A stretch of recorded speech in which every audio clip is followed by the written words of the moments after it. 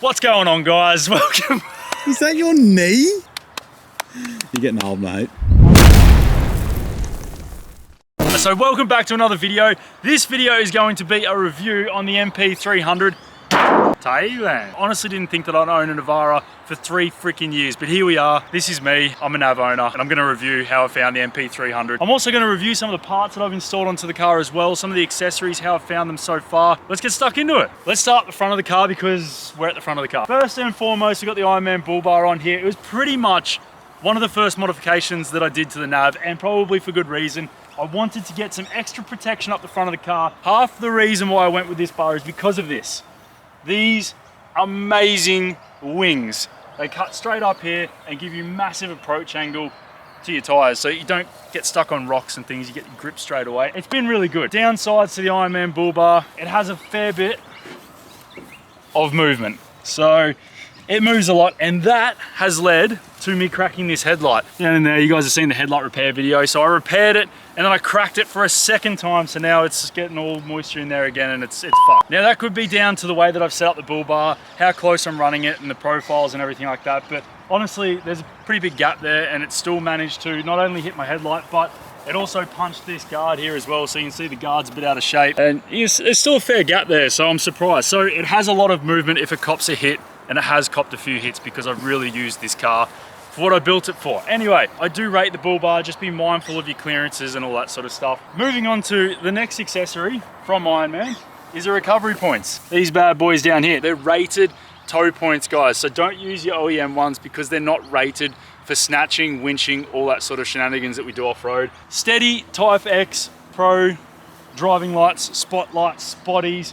I don't need to say anything about steady lights. You guys know how good these things are. Everyone runs steady, and that's for good reason because they're freaking fantastic. They've got a really good spread, really good spot, and the distance is fantastic. I see more than I need to see with them, and that's what it's all about, having a set of spotties on your car. Here you can hardly see it because it's tucked in behind the Ironman bull bar, is the Rumva 11 XP winch. This thing has also gotten a workout, towing people out, towing myself out, doing all sorts of things. It's been absolutely fantastic. I'm a massive supporter of Rumva gear. I've had probably about 4 of their winches now on different builds that I've done. This one's the main one that I've done videos on and showing you guys how it works, how it operates, and how good it is. Highly rate it. It's been in there since the beginning of this build, so it's put up with mud crossings, water crossings, bouncing off-road, and just tons of winching, so it's doing really well. I've modified the headlights. You guys saw that video where I painted them, but they're stock standard. I just blacked them out. Things that I want to do up the front is some better underbody bash plates. So that's the Ironman one. It's only thin sheet metal. This is the OEM one, again, thin sheet metal. Need to get some heavy duty underbody protection there because, as you can see, it's copped a few hits already and it's deformed that one. And eventually it's probably going to punch through it and do some damage. Another mod that I did very early on to this car was the Meredith Metalworks Snorkel because I didn't want to do water crossings and get water ingress straight into my airbox and then into the engine. I'll just show you quickly the Meredith Metalworks Snorkel. That is the tube, the stainless steel tube which comes into the OEM airbox using this silicon joiner, and it's a bit of a reducer joiner to go back onto the intake side there. Everything else remains as per OEM, which is really cool. Protective gear. So rock slider side steps. This is something that myself and Sean knocked up, custom built out of 32 nominal bore tube, heavy duty stuff. They have copped some serious hits off-road and they've put up with all the abuse so far. Lockie, if you check out underneath here, the other side's probably worse actually, but you can see how much damage it saved the vehicle from. Like, it's a lot. But it's also been helpful to get through tracks as well, having sliders on, because where you slide over a rock, normally it would just be getting hung up on the body, but they do what they're intended to and what they call slide. Whee! So they slide, and they're doing exactly what they needed to, and they're holding up to it. It's been great. We may as well continue on with some bar work and protective bar work. The tub chop that you guys saw me do early on to get the better departure angle. So I've got the good approach angle up the front of the car. We wanted to get some departure angle as well. So chop the tub straight off there. It took about that much off, to be honest with you, and then knocked up this rear bar. So it's like a pre-runner bar, I guess you'd call it. And it's got a bit of a kicker rail on the back to stop me from backing into things. I'm not gonna lie, I've actually collected a few trees in the bush doing like your tight turns and stuff, and that kind of lets me know when I need to stop and not go back any further. So the best part about the rear bar is the fact that I can still tow things with it. So what I did was went and got a D40, a Nissan Navara D40 tow bar section, cut it off the original mounts, welded on NP300 mounts to it, then welded on the tube. So it's a high clearance tow bar. So it's, instead of sitting down here, it's all the way up here, so I don't ruin my departure angle, which is exactly why I did the tub chop in the first place. So also incorporated the original NP300 number plate light and the trailer plug mount as well. Made these, actually, these are some recovery points on the side as well, so thick gauge steel. Tub rack, so this is a Legend X tub rack. Now I've got mixed feelings on this tub rack. It is so handy to have it on the car when I can just chuck my swag, mattress, boxes, canopy, awnings, all that sort of stuff on there. It's great. However, when I want to chuck something into the tub, it always seems to be a compromise on height. So it's a catch-22. It's great to have it on there and I use it so much, but then when I'm trying to slide things that are a little bit taller into the tub, it doesn't allow that. So you've got to consider exactly what you're setting up your tub for and if that's going to suit you. However, this one has been highly damaged, especially in the recent Elkhorns video that we did. So copped a massive hit there. The tires are just slamming the Christ out of these guards. So I've got another tub. I went and purchased a brand new secondhand tub that I can throw on here. And the main reason I did that though is not for the damage, because damage adds character and you know, it's great. Because I'm thinking about doing a body lift to the nav. So I'm thinking about doing a 1-inch 25mm body lift to try and help with things like this tire clearance to the guard and just to give things a little bit more clearance front, back, all round, to be honest with you. So having the new tub there means that I can re-chop it to suit the rear bar and the tub chop that I've got there. One of the more recent modifications we've done to the nav is the ATI aluminium beadlocks. These things are absolutely awesome. Changed the way the whole car looks in my opinion, and I've kind of fallen in love with the nav again basically because of these wheels. The good thing about having the beadlocks on is basically it locks on your tyre and stops it from trying to debead itself off the rim. That's great. And the other good benefit to it as well is when you do all this damage,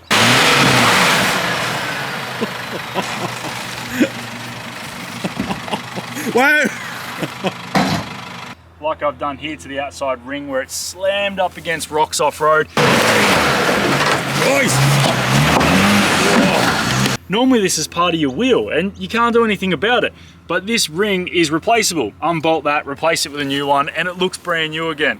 So there's heaps of benefits to having beadlocks, but the main one is it keeps your tyre on your wheel, and these just look unreal, to be honest with you. They are a sick looking rim, so absolutely love them.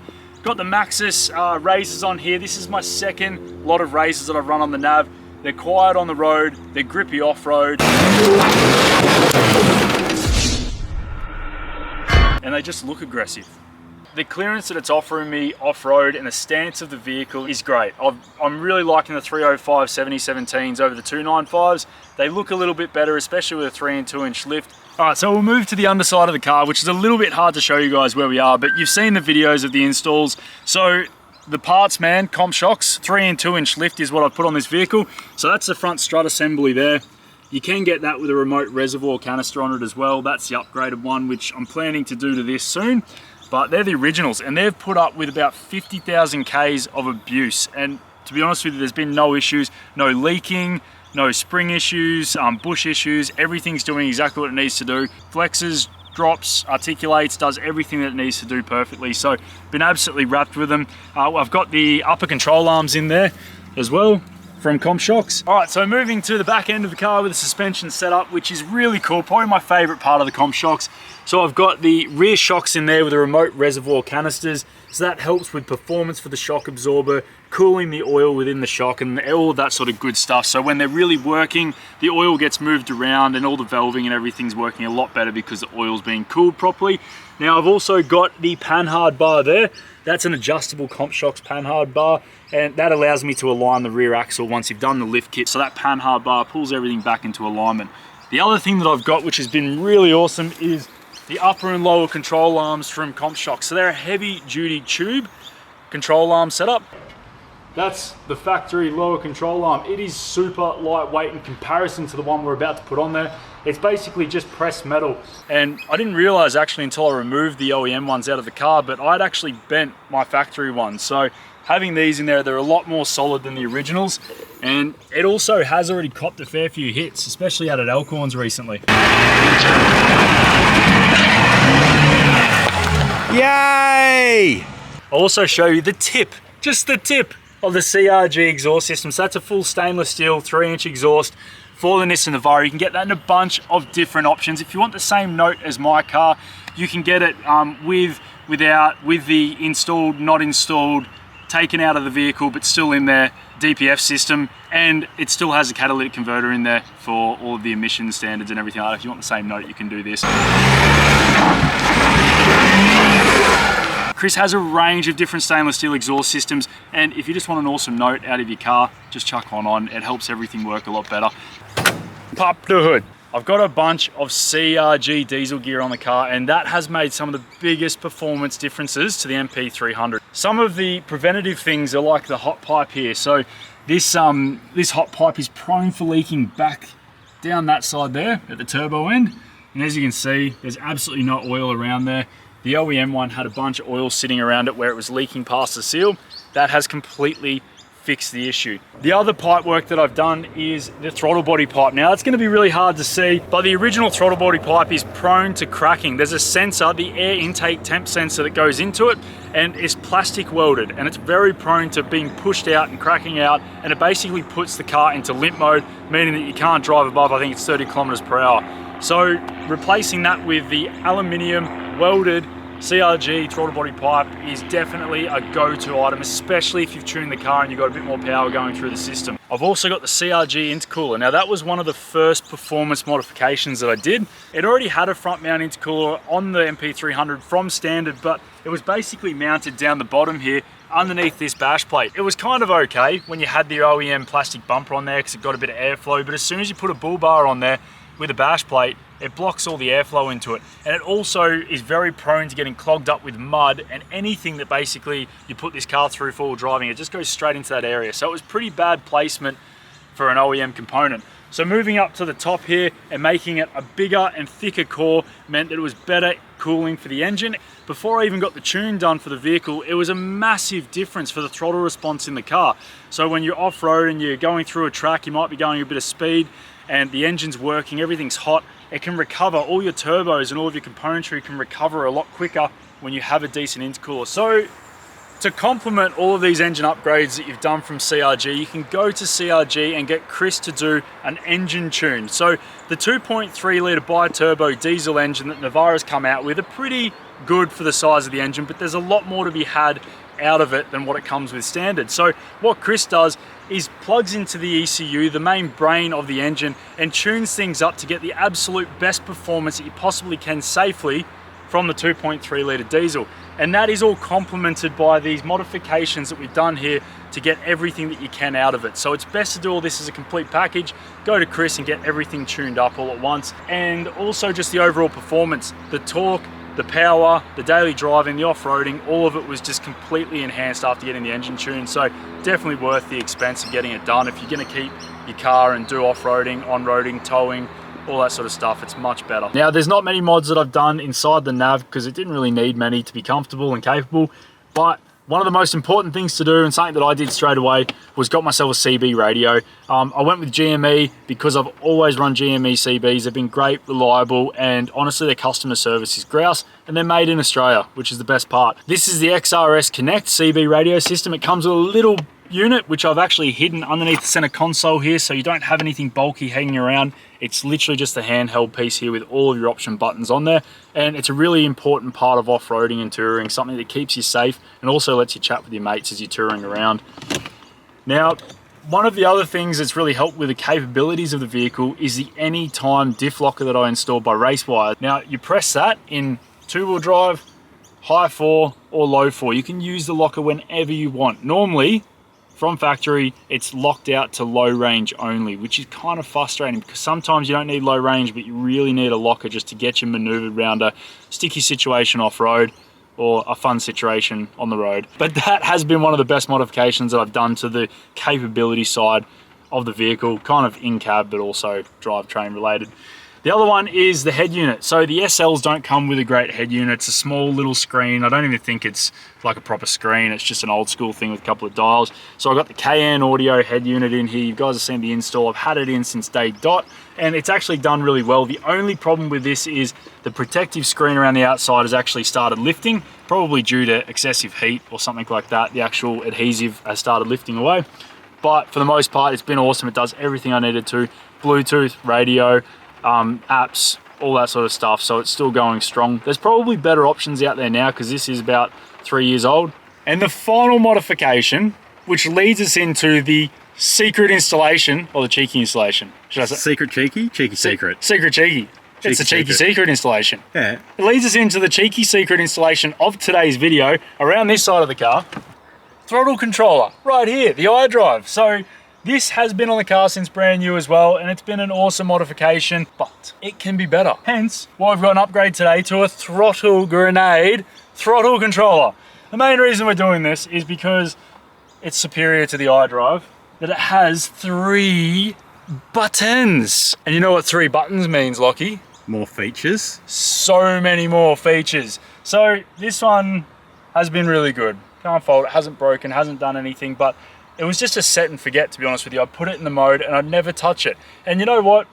It's going to be good to have the options that I'm about to show you guys in this one, in my nav, which I wasn't getting before. So what I'm going to do today is run you through what those options are in this bad boy and show you how to put a throttle grenade into your Navara NP300 so you can get one for yourself. Grenade launcher?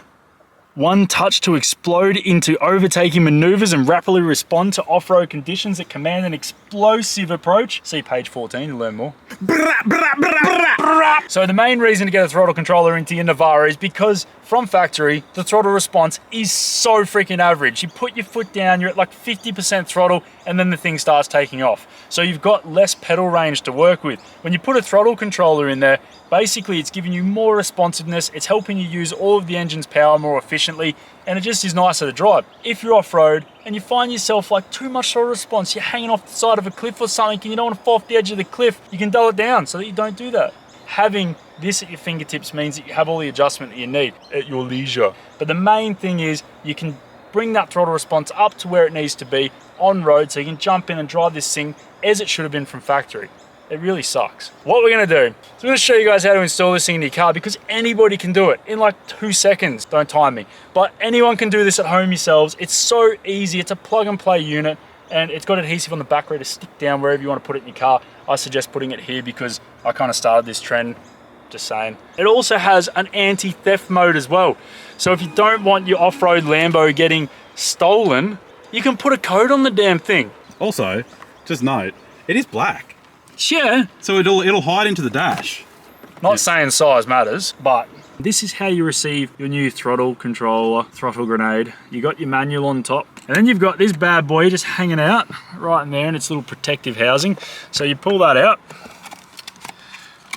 and it's absolutely connected to nothing because it's a plug and play unit. So what you do is you just pop it out like this. It's a weapon, be careful. So this is a very low profile unit. Now this is the main piece of hardware that makes this unit so awesome. This is the plug and play piggyback harness for your throttle pedal. So this one here plugs into the throttle pedal. That's your OEM connector. And then this one here is the piggyback harness which goes into the other side. And it basically just creates a loop between the 2 OEM connectors and the brain for your throttle controller. And then this one here, your connector on this end, plugs into there like that. All right, let's go underneath where we need to be. Are you gonna get in there? I'm not getting in there. So we're underneath the dash on the driver's side of the vehicle. This is your throttle pedal right here, and this is the OEM connector. So I'm just gonna go ahead and unplug that. Basically, you just pull back on the clip like that, and that allows you to pull that away from your throttle pedal. So that's the original plug. Push that aside, grab your throttle grenade, piggyback harness plug, push that onto your throttle pedal. Now as you're pushing this one down into position, what you want to do is grab this maroon push clip and push it in while you're pushing down on the plug like that, and you'll hear it click into position. You've got the other end of the connector right there. That goes into the OEM plug, slips in there, and same deal, push down and push that clip in. seats into place. That now completes the piggyback harness. So what you want to do is grab some of those zip ties, zip tie this up out of the way, somewhere up in this side kick panel so that you don't get it caught on your foot when you're driving. Once you've got that into position, grab your connector to go up to your main control unit and feed that up into position wherever you've mounted it. So, oh hey, my boy! La, la, la. Oh, you do some snake charmer music. Insert snake charmer music here. What you want to do is, instead of pulling the pin out of your grenade, you want to put the pin back in. And that then creates the power. Grab your adhesive off the back. Make a wish. More power, please. Work your fingers around the outside of the fascia, making sure the adhesion is good. Literally anyone can do this. You can order this straight off their website, get it delivered to your door and install it in a matter of minutes into your car and have better throttle response straight away. So it would blow my mind why no one would do this. And if you want to grab one for yourself, you can use the code JP captured on their website to get one at a discounted rate, save you guys money, putting it back in your back pocket. That's what we do here. So if you do order one, make sure you smash that subscribe button, hit the like. Let's do it. Let's start this bad girl up. Oh my goodness, it's already on. Oh, we're on off-road. Well, we are technically off-road. Did it know? It knew. Surely not. It knew that we're off-road. So if you need to change it from manual transmission to auto, this button here, hold it down for 3 seconds, changes it. Now you can use this button over here to cycle through the different settings. So they're all pretty self-explanatory. Sand and mud, so that's setting the throttle response ideally for those situations. And then you can also go through and change the response, dial it in to suit your preference. So you can keep cycling through. You've got your off-road, explode mode. Now that's a good one for a few different reasons. Main one being that it really gives you a responsive pedal straight away. So I'll show you how to activate that on the fly while you're driving in a moment. We'll keep cycling through. Intel mode. This mode basically sets itself up to adjust to your driving style. So as you're driving around, it will self-learn and put the settings that are best suited for the way you drive your vehicle. Crawl mode, so off-road, if you really want to go slow and stop those tires from spinning as much or putting yourself into a bad situation where you're damaging the hardware of your vehicle, the drivetrain, have it in crawl mode, dial it down or up to suit your needs.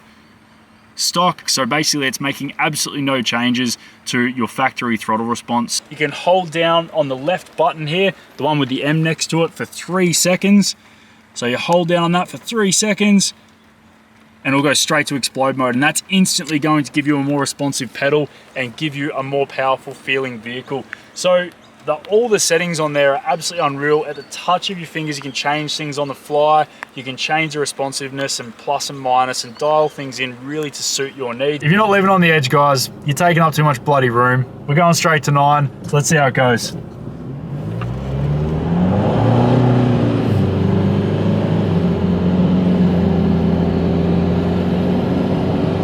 So on the graph on the side of the throttle grenade, I was barely using any throttle there. So it was probably a little bit too responsive just for cruising around town, general driving. But if you're in a situation where you need to maybe overtake someone on the highway and you hold that button down for 3 seconds, put it straight into explode mode 9, you're going to have the throttle response that you need to do something like that. All right, so I've bumped that back down now to about 3.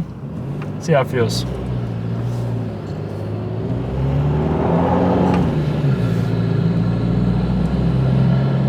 That's good. So you've got to play around with this and find your personal preference. Explode mode's definitely a very powerful option out of this unit and has a lot of control for your throttle. I'm going to bump it into Intel mode. Now I'm pretty interested to see how this feels, being that it's a self-learning program in the throttle grenade unit. Oh, that feels really good actually straight away. That's awesome. Yeah, that's good actually. Intel feels really good. That self-learning program, that's about where you want it. So I'm just cruising up through the straight section here. I'm at probably about 25% throttle there, 25 to 30%. Not having to put too much in, not too responsive. I reckon that's probably nailed it. Intel mode for the general driving purposes on the road, I think it's a really good option. We can't really test out the crawl modes or the sand and mud modes or off-road plus or anything at the moment, but in some upcoming videos, we'll make sure when we go off-road, we put this thing to the test and see how it feels and let you guys know some feedback. And we'll also let you know some feedback after using it for a while. So you can also set an anti-theft mode for your vehicle where it will dull the throttle right down so that it's not really drivable. So if you hold down on these two buttons for 3 seconds, it brings up a code screen where you can set your code. So let's just do this for example, let's just do 200. Then once you've done that, you hold down on those buttons again for 3 seconds. This is now in an anti-theft mode. So if I stab the throttle, it's really light on and very doughy, so you can't really take off, you can't drive. And to disarm that, you just punch in your code. So we're at 200, hold down on those buttons again for 3 seconds, and you're back into it. And now things are back to normal. I've noted down some of the positives and some of the not so positive things about the NP300, so I'll run through those now. So first and foremost is the price. So the price of the NP300s in comparison to the rest of the market in utes in the same category, it's about mid-range, and usually there's a bit of wiggle room to be had there within the dealerships as well. They have a bit more room to bring the price down or throw some added inclusions with your purchase. So it's not too bad on pricing. I think that's a really big draw card for going for a Nav over some of the other more expensive but maybe not as good utes out there. For me personally, the biggest reason why I went for the Nissan Navara is because I really like the looks of it, and it also is a coiled cab utility. So most of the same category utes out there are leaf sprung rear ends, and they're not as comfortable. They're technically not as good off-road, and the flex and all that sort of stuff, the way they maneuver is nowhere near as good. It's a well-known thing that the leafs are really designed to carry the most weight, and the coils are better for comfort and in some ways capability off-road.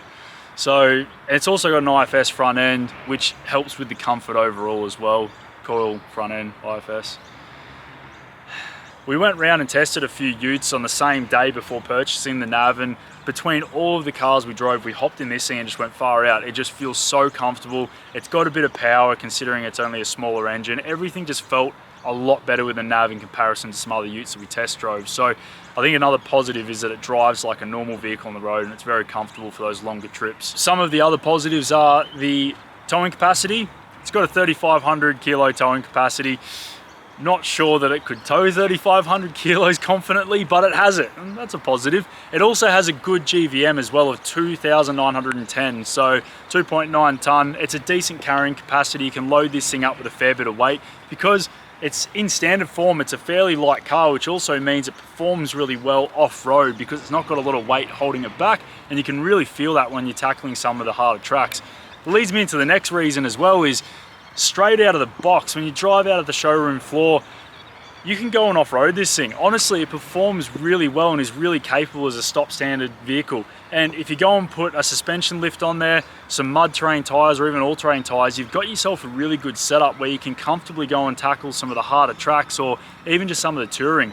And you don't have to do much to the car to get it capable and comfortable as well. It's got the rear locker in there from standard. Most models do anyway have the rear locker. Mine definitely did, the SL, which is kind of on the baseline ones.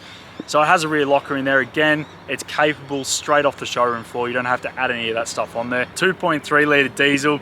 It's quaint, but it holds its own, to be honest with you, and it's pretty good on fuel. So the fuel economy can range anywhere from around about 6 litres per 100 up to about 11 litres per 100, depending on the modifications you've done to the car. So straight out of the box, it's really good on fuel, and it's not going to cost you an arm and a leg to run this thing, do long trips and all that sort of good stuff. It's got fairly comfy interior as well, so the seats aren't too bad. The general vibe and feel of the interior is comfortable. Steering wheel, gear shifter, everything about it's pretty functional, to be honest with you, and it's pretty good for the mid-range vehicle without spending an absolute fortune. All round, to be honest with you guys, I've found the Nav to be a really reliable car thus far. I've only had a few minor problems with it, which I'll run through in a second with some of the negatives, but all in all, I really rate them as a reliable, affordable, four-wheel drive, something that you can just jump into, get into some camping, get into some four-wheel driving, some touring, and you don't have to spend an absolute mozza on doing it, and it leaves you a bit more money for getting out there and doing some modifications to the car as well. So some of the not so great things that I found with the Nav, the first failure that I actually had was up in Brisbane when I was up at CRG. We went out to Ormu, went full driving, and I noticed that my power steering level was starting to drop. I didn't know exactly what it was at first, but I traced where the leak was coming from, and it was down on the power steering rack itself. There's a fitting, a hardline fitting that goes into the rack. Now, because the rack moves on bushes and when you're off-roading, it's getting shaken around and all that sort of stuff, that hard line cracks. And it's a known fault. It's not super common, but it did happen to me. So what I actually did was got a piece of rubber hose, power steering hose, and routed it all the way up to the joiner and got rid of the hard line completely. I wrapped it in some coil protection sheathing to stop it from rubbing and chafing through, and it's been great ever since. So I think I've stopped the issue of having that happen again by completely removing that hard line from standard. The other negatives that you can get with these is a rear main seal leak. Now, I know that it does happen on the autos, but it seems to be more prominent on the manual transmission models of the Navs. Now, the other thing to note, it is covered under warranty. They will replace that rear main seal for you under warranty. You shouldn't be out of pocket. But if you have a catch can on your Nav, remove it before you go on for warranty, because I have heard lots of stories of people saying that Nissan have declined my warranty on the rear main seal based on added pressure inside the engine due to the catch can.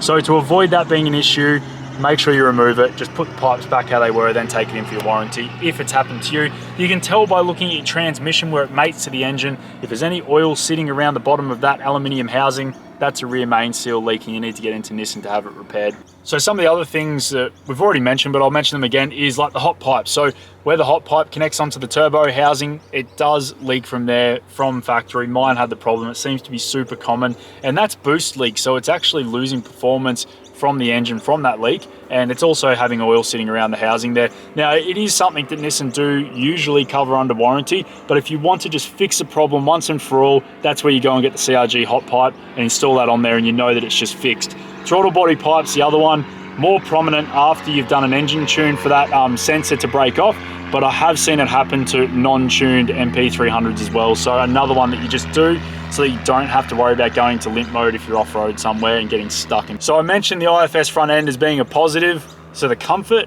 but in some ways it can be also viewed as a negative to off-road performance. But to be honest with you, most of your soft-roader utilities these days are all IFS, so it's pretty standard across the board. You can get solid axle vehicles which tend to perform a little bit better in certain cases, and usually are stronger as well because they have less moving parts. But in all honesty, apart from busting a CV, which is a pretty common thing to do with an IFS, it's been really good, and it hasn't stopped me from getting up some super technical tracks. So I'd say performance-wise, the car with the comp shock setup still performs really well and is super capable.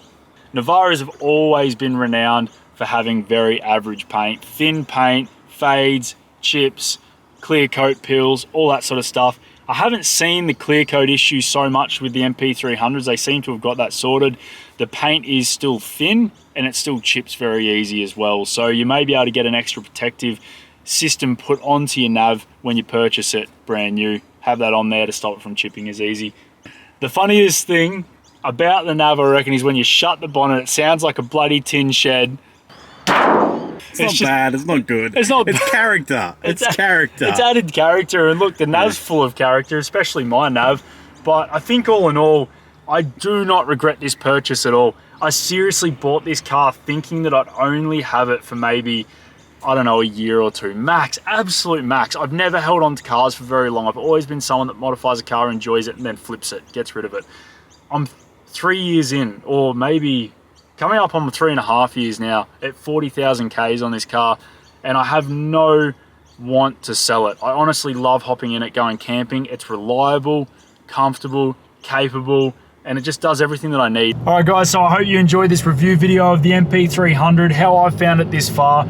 Overall, love the car, love the modifications. I still have a few more plans to go and some new installs to come, more videos to come as well, and also a new exciting build for the channel is on its way as well, so stay tuned for that one.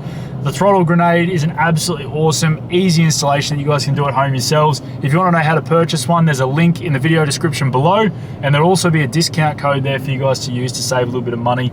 And yeah, don't forget, hit that subscribe button if you want to keep watching some of the videos, new content coming out. Check out some of my current videos, and hit that like button if you enjoyed this one, guys. See you in the next one.